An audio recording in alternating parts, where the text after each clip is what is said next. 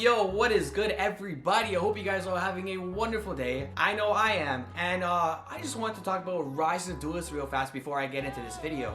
So with the release of Rise of the Duelist, we've had some pretty meta-defining stuff come out. We've had Dogmatika, we've had Forbidden Droplet, and we've had Triple Tactical Talent. Like, these cards are all freaking amazing. Alright, now look. We have an idea of what's good in the meta, but I wouldn't necessarily say that the meta is entirely defined. Now, one deck that I think is kind of flying under the radar would be Altergeist. And I know you're thinking, like, what can you possibly do with Altergeist at this point? Well, I think a problem that people have is when a deck's just been out for way too long, they think that there's just a set way in stone to play the deck, and that's not entirely true. Now, while in the build I'm about to show you guys has more than one new tech, there's specifically one tech in there that I think just raises the ceiling of Altergeist like this much higher, and it makes it that much more of a nuisance to play against. Like, yo, I've actually had quite a bit of success with this new build, and I think it's actually amazing, and I think it's probably the correct way to play Altergeist going forward. Alright, but before I get into that, I just want to have a quick reminder for you guys that I still have an ongoing giveaway for the 2020 Megaton, and with the recent announcements of the reprints, like you have Appaloosa, you have Boro Savage Dragon, and then you also have the release of Red Eye's Dark Dragoon. Dude, there's just no reason not to enter my giveaway. Like, it's entirely free. All you have to do is go to my 1,000 subscribers special video. You just need to like, comment, and subscribe. Like, it's just really that simple. So I will leave a link to that video in the description below, so I highly recommend that you guys go and enter the giveaway. Also, as per usual, my Twitter, Instagram, and my Discord channel will also be in the description below. And finally, before we get on to the video, I just want to give a thank you to my very first Patreon, or my patron. I don't know what the proper name is. I mean, but yo, me and you, buddy, we can have some cups of Patron if you want. Thank you so much to Schmal for being my first Patreon. Now, I don't want anybody to feel like they're obligated to support me. However, if you did want to support me, you can do it for just $1 a month. And if you do decide to support me, you would get a video shout out on every single video, and you would also be able to get an exclusive title in my Discord channel. So yeah, if anybody does choose to support, I'd be extremely grateful, and I'd really appreciate it. So again, thank you so much, Schmal, and thank you to anybody who even considers it. Alright guys, without further ado, let me show you the spice, and let me show you the new way to play Altergeist going forward. Alright, so let's take a quick look at this. So we have the standard stuff, which is 3 Multi-Faker, 3 Marionetter, 3 Meluseek, 1 Conquery, and 2 Silquidus. Like, absolutely nothing has changed there. And then for the hand traps, we opted to go for 3 Ash Blossom, and we opted to go for the Gamma package. Like, dude, Gamma is just nuts, this format. Just being able to negate and destroy your opponent's card is so much value right now. Like, it can just stop your opponent in their tracks. And then for our first tech card, a new card out of Rise of the Duelist, we opted to play Triple Tactical Talent. The reason I'm only playing a single copy of this card is because of something I adapted from the OCG. I've noticed that actually a couple of topping builds over there only played a single copy of it, and I think it's actually not too bad at 1. Now, this isn't necessarily a card that you ever want to see multiple copies of, but the reason I think it's actually pretty good in Altergeist is because a lot of your plays are really telegraphed. Like, your opponent knows that you have 1 normal summon typically, your opponent knows to Ash the Extravagance, your opponent knows to stop the Marionetter from setting, your opponent knows to Ash the Meluseek effect in the graveyard, and if they have an interruption, you know when they're going to use it, and then you know when you activate Triple Tactical Talent. So moving on, we have 3 copies of Extravagance. Like, you have to play this card to maximize Altergeist. Like, if you want to play a budget build, you can definitely go with Duality, but if you want to get the most you can out of this deck, you have to go with Extravagance. Now, with another reprint coming out in the Megatons, this card should be a lot more accessible. Next, for the traps, we are playing 2 copies of Protocol and 1 copy of Manifestation. And now we're gonna move on to the spice. Now, I mentioned earlier, there is a card that raised the ceiling of this deck, and this particular card is Dogmatika Punishment. So in case you don't know what this card does, you can target 1 face-up monster your opponent controls, send 1 monster with an equal or higher attack from your extra deck to the graveyard, and and if you do, destroy that monster. Until the end of your next turn after this card resolves, you cannot special summon monsters from the extra deck. You can only activate one Dogmatika punishment per turn. Now, not only is this a trap card, so it helps you activate Multi-Faker, Altergeist is also a deck that doesn't heavily rely on its extra deck. Like, you can most definitely win games without using your extra deck. As much as you can OTK with Hextia, there are definitely other ways to play the deck, and with a card as powerful as this that also helps you summon Multi-Faker, I think there's a good reason for you to adapt and change the way you play the deck going forward. And as for the extra deck targets, that's something we'll get into soon. Next, we opted to play another new card out of Rise of the Duelist, which is Ice Dragon's Prison. If you don't know what this card does, you can target one monster in your opponent's graveyard, special summon it to your field, but its effects are negated, and then you can banish one monster from both players' field that have the same type as each other. You can only activate one Ice Dragon's Prison per turn. Now, this card is fantastic against something like an Eldritch matchup where you can just take advantage of them having access to two lords and banish both of them simultaneously. I think this card just offers an insane amount of utility for the deck, and I think it's one of the most sleeper cards that came out in Rise of the Duelist. Moving on, we have 3 copies of Personal Spoofing, 3 copies of Solemn Strike, 3 copies of Infinite Permanence, and 1 main decked Imperial Order. Now, moving on to our extra deck, we have 2 copies of Link Karibo and 2 copies of Relinquished Anima. I personally opted not to play the Almirage. I don't really see a scenario where it comes up, and we're not playing Axis Code Talker, so I don't think the extra attribute is really going to come into play. Then we're playing 1 Link Ross, so this is to help with the Hextia play, which allows you to send a Hextia to the graveyard and search an Altergeist card. And now for the targets for punishment. We're playing 1 copy of Skull Knight, and we're playing 3 copies of Elder Entity, Ents, I guess, however you say it. So I think actually having Skull Knight is really important if you're going to play any sort of Dogmatika engine in any deck. Like, just the absolute versatility that this card offers. For example, if your opponent normal summons and they have no other cards to pop, why are you going to send an okay, I'm just going to call him Elder Entity. Why are you going to send the entity and you have nothing to pop after you pop the normal summon, when you can send Skull Knight and then you have a follow-up for your next turn? Like, guys, that's big brain plays right there. So if your opponent has something like a Mechaba, for instance, and you know that it's going to be a problem, the first thing you want to do when you start your turn is you want to use the Skull Knight and you want to bait out the Mechaba right away. Next, we're playing 1 copy of Omega because we are playing the Gamma package. We have 1 copy of Prime Banshee, 3 copies of Hextia, and then we decided to go with Borrelsword Dragon because we do have a way to special summon cards from our opponent's graveyard that will make it easier to link climb into something higher with Ice Dragon's Prison. And I think Borrelsword is just a fantastic card to deal with problematic cards that Altergeist may have trouble dealing with themselves, and that's why I gave Borrelsword the final slot in my extra deck. Moving on to the side deck, I decided to go with 3 Judgment, 3 Anti-Spell. Like I said, I think cards like this are going to see a lot more value in control decks going forward. So with cards like the Deer Servant and with cards like Lightning Storm running around everywhere in the meta, I think cards like Imperial Order and Anti-Spell are absolutely necessary for control decks to compete. Next, we decided to go with 3 copies of Cosmic Cyclone, 3 copies of Nibiru, because I think people think that with Dogmatika running around, Nibiru is not as good, and like, they're not wrong. Nibiru is not as good as it was before. Going forward, I think a lot of people are going to feel more confident playing combo decks because they probably think they don't have to worry as much about Nibiru, and that's why I think Nibiru is actually an important card to play in your side deck right now. And then to round out the side deck, we have 3 copies of Sphere Mode. Alright guys, that wraps up the deck profile. I actually have replays for you guys to show you this build in action and show you why I think it's the way to play Altergeist going forward. So let's get right into that. Alright guys, so this is going to be replay number 1 out of 2. So in this one, we are heading into game number 2 after taking game 1 against Dogma Zoo. So in my opening hand, I have Manifestation, Sequidus, Extravagance, Gamma, and a copy of Ash Blossom. Pretty good hand if I do say so myself. My opponent opened up a copy of Adine, Nadir Servant, Ecclesia, Thoroughblade, and a second copy of Ecclesia. So since they did lose, they are going to choose to go first.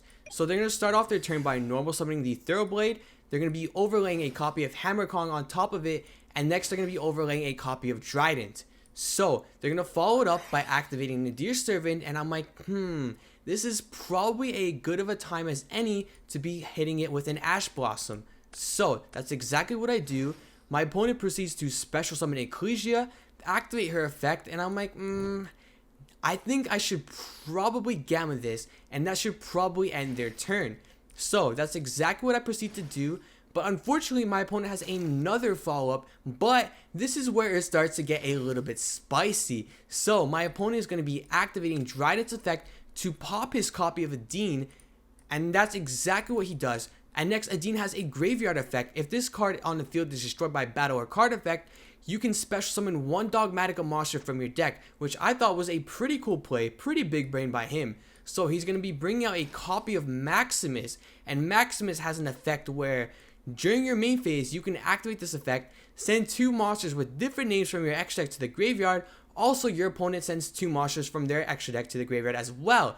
And also, they cannot special summon from the extra deck for the rest of this turn. They, as in my opponent. So, this is where it gets spicy, and my opponent definitely did not see this coming. So, while they do end up sending a copy of Titanic Lad, the Ash Dragon, and a copy of Apkalone, I end up sending 2 copies of Elder Entity, and there's no way they saw this coming. So, with my 2 copies of Elder Entity, I end up popping his Dryden and his Maximus. Like, do you see the utility? With Dogmatika running around everywhere in the meta, if you have these cards in your extra deck and they go for the Maximus play, you are going to punish your opponent so hard. So my opponent still gets to add in this card off of the Apkalone, so they're going to be adding the Shadal Schism, and they're just going to discard it to the graveyard right after. So my opponent is going to be forced to end their turn right there because there's absolutely nothing else they can do. Now, for turn, we draw into Personal Spoofing, and this is the absolute perfect draw. We go into main phase, we activate Extravagance, our opponent has no response, we draw into Strike, and we draw into Nibiru. Now, while the Nibiru isn't relevant here, it's okay because it doesn't matter. My opponent has 1 card in their hand, we have access to Faker, and we have a Solemn Strike. So, my opponent top decks Barrage, which is actually a really good top deck, but it's not going to be enough here. So, they're gonna summon the Ecclesia, but they're gonna say it was a misclick, and you know what? We let it slide. We don't care. We're not gonna shark here. So our opponent is gonna activate a copy of Barrage, and on activation, we're gonna be activating Personal Spoofing. We're gonna be putting the Silquitas back in our deck, getting out Multi-Faker, and getting him out onto the field. So typically the play would be to get Silquitas, but I'm like, you know what? Maybe that's not the play here. I'm gonna be bringing out a copy of Conqueri and negating the Barrage that's on the field. So I know my opponent has Ecclesia left in his hand, and that's all he can really do. And with Solemn Strike, I'm not really too worried. So as soon as he brings out the Ecclesia, I'm going to strike the effect, and that's going to be game right there. Alright, so this is replay number 2. Now, unfortunately, I do lose rock, paper, scissors here, so my opponent is going to choose to go first. And I guess you could say we're playing as a better Dogmatika build this time. So, for our opening hands, we have Meluseek, Punishment, Marionetter, Extravagance, and Ice Dragon's Prison. Now, even though we are going second, I'm actually pretty happy with what I opened in this hand. So, my opponent opened up with Effect Veiler, Fleur-de-Lis, Ash Blossom, Nadir's Servant, and Alistair the Invoker. So, they're going to start off their turn by activating Nadir's Servant, and unfortunately, this time I don't have the Ash Blossom for it. So, they send a copy of Apkalone, and then that's going to get them a copy of Maximus to their hand. Next, they're going to be activating Apkalone's effect, getting a copy of Schism, and discarding a copy of Effect Veiler. They're going to go on to normal summon the Alistair, and the normal Alistair shenanigans, getting a copy of Invocation to their hand. Activating the Invocation, banishing the Veiler and the Alistair, and getting a copy of Mechaba. Boring. So, they're going to be shuffling back the Invocation, returning the copy of Alistair to their hand, and they're going to proceed by banishing the Apkalone and special summoning the Maximus. And now, again, guys, this is where things get really spicy. So, they're going to be activating Maximus effect, sending a copy of Construct and Titanic Lad. Meanwhile, I send a copy of Elder Entity, and I send a copy of Fossil Warrior Skull Knight. And there's a very good reason I didn't just send 2 copies of Entity here. So, I'm going to be using Elder Entity's effect. I'm going to be targeting the Mechaba to try to pop it. My opponent is obviously going to be forced to negate it here because they obviously want to have the Mechaba for my turn going forward. So, they're going to be discarding a copy of Alistair, which I think is kind of weird because, I don't know. I feel like you would want it for your next turn, I guess, unless they're not playing anything else in their extra deck for the Invoked engine. I'm pretty sure they are, though. But yeah, that's kind of weird. So, yeah, that's going to negate my Elder Entity. But the thing is, we have the Skull Knight set up for our next turn. So even though my opponent has a Mechaba on the field, I can immediately force it out with the Skull Knight. So next, my opponent is going to set one card, go into the end phase, and activate the Ash's effect. Not the Ash Blossom, the Titanic Lad, the Ash Dragon. That's going to get him a copy of Ecclesia.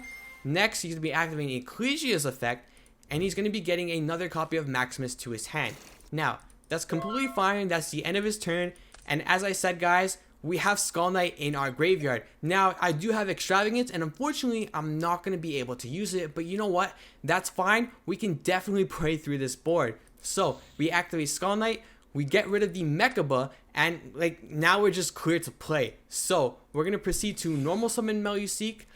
Normal summon is fine. No interruption for my opponent. We're going to go into the battle phase, attempt to attack, and he's just going to eat it. So I'm like, alright, you know what? That's fine. I'm going to target his back row, get rid of that, and knowing that it's a Schism, go into my main phase 2, link up the Meluseek for a copy of Link Karibo, activate Meluseek's effect, and unfortunately my opponent has the Ash Blossom for it, but you know what? It happens. Not too important. We set a copy of Punishment, a copy of Prison, and that's going to be the end of our turn. Seems kind of weak, but yo, it is definitely more than enough. So, our opponent's going to be starting off his turn with activating Invocation. And I'm like, do I really want to let this resolve? I'm like, it's kind of crazy that they top decked it, but yo, you know what? It's fine. So, what we do here is we actually activate Ice Dragon's Prison to get Alistair and special summon him to our field. Now, at this point, since Alistair is a spellcaster and his Dogmatika monsters are spellcasters, I could have banished anything that I wanted from the field, but that would just get a copy of Alistair back to their hand, which they can normal summon and get another copy of Invocation. And I didn't really want that, so I decided that the best play here would be to keep the Alistair on my field. So, their next line of play is going to be to actually get both of those off the field and go into a copy of Verte Anaconda, which I'm like, okay, not too concerned here. The summon is fine, but on the summon, I'm thinking I'm going to activate Dogmatika Punishment. So here, I'm going to be sending a copy of Omega to the graveyard, and I'm going to be getting rid of the Verte Anaconda. So, from here, my opponent is left in a little bit of a weird situation. So they banish the Ash Dragon, summon Maximus, and they're going to be activating the effect to send 2 monsters from the extra deck again. And I guess because they saw the Omega, they probably figured, okay, he probably doesn't have anything else that he can send from his extra deck. But unfortunately for them, they are sadly mistaken. Now, while they send in Kaliga and an Elder Entity, I also end up setting an Elder Entity. Now, I set the Prime Banshee, even though I have a 3rd copy of Entity, because I didn't want to let it go to waste. Like, there's nothing else for me to pop on this field, so I just sent the Banshee because I'm probably not going to be using it this game. So, my opponent pops the Link Karibo, but I also end up popping his Maximus. And yeah, that's going to be the end of my opponent's turn. So, we draw into Infinite Impermanence, we go into the main phase, we activate our Extravagance now, and this is where we get 2 cards, and we're just going to be ending off the game here. We draw into Tactics Talent, and we draw into Spoofing, and as long as we have Marionetter with Personal Spoofing, and my opponent has 1 card, we are just way too far ahead for my opponent to do next to anything in this game. So, we're going to be normal summoning the Marionetter here. Oh no, sorry, actually the first thing I do is actually activate Omega, and I'm going to be returning Entity into my extra deck. So now, in case my opponent does get 2 cards, and if I do have another Punishment, I have 2 pops that I can use. So, here I'm going to be normal summoning the Marionetter now, and my opponent just scoops it up. Like, they just don't want to play. What are you going to do when I have so much advantage over you and you just have 1 card in your hand? Absolutely nothing. Alright guys, that's going to be the end of it. Those are the new techs that I'm playing in Altergeist. Let me know what you guys think of them, and let me know if you're going to be playing them in your Altergeist deck going forward. Also, if you're not going to be playing them, why not? Let me know. Do you think they suck? Am I wrong? Do you think my deck building is atrociously bad? I don't know. Let me know. If you guys enjoyed the video, it'd mean a great deal to me if you could like, comment, and most importantly, subscribe. Thank you so much for watching. This is Bear, signing off. Peace, guys.